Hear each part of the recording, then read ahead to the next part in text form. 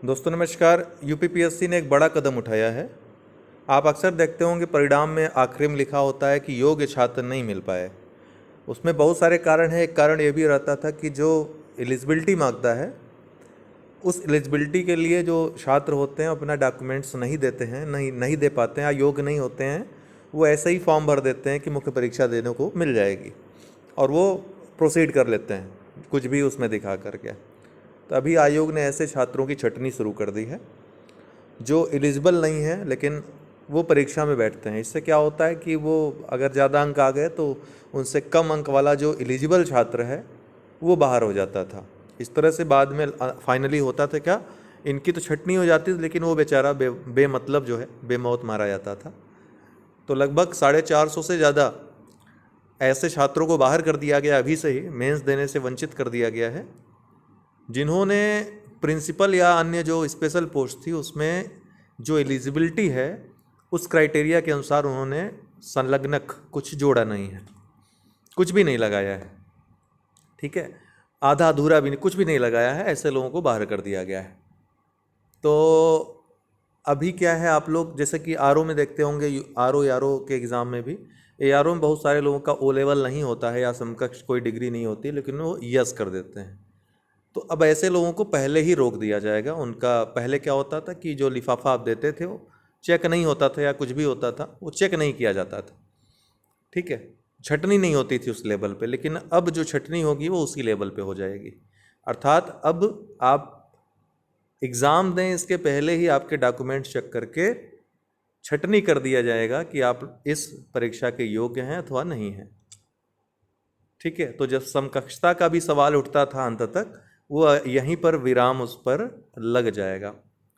ठीक है, तो अभी इसीलिए आरओ का फॉर्म नहीं आया है मुख्य परीक्षा का। अब इसी प्रक्रिया को आरओ में भी फॉलो किया जाएगा। ठीक है, अगर कोई और डाउट हो तो 9453775039 व्हाट्सएप पे संपर्क करके पूछ सकते हैं। बहुत सारे लोगों ने पूछा था। देखिए, एक बात याद रखिएगा, जैसे कोई डिग्री मांगी है किसी पोस्ट के लिए, जैसे बीएड की डिग्री मांगी है, इसका मतलब ये नहीं कि आप बीएड में एडमिशन लिए हैं या अभी पढ़ रहे हैं बीएड में तो आप फॉर्म भर सकते हैं। बीएड की डिग्री का मतलब है कि आपका रिजल्ट आ चुका है फॉर्म भरने की लास्ट डेट के पहले तक।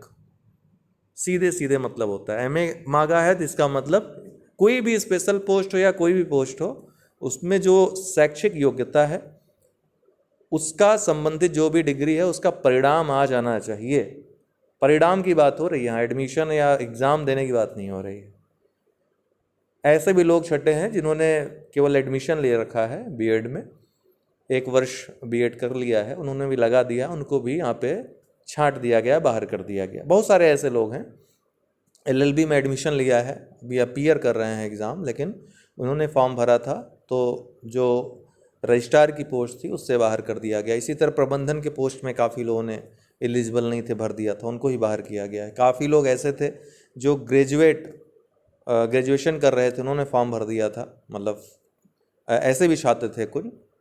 हालांकि ऐसे छात्रों की कम संख्या है, ज़्यादा नहीं है कि अपीयरिंग में फॉर्म भर, चूँकि आईएएस का फॉर्म अपीयरिंग भरा जा सकता है लेकिन पीसीएस का अपीयरिंग नहीं भर सकते हैं, इसलिए कन्फ्यूजन हो जाती है कुछ लोगों में।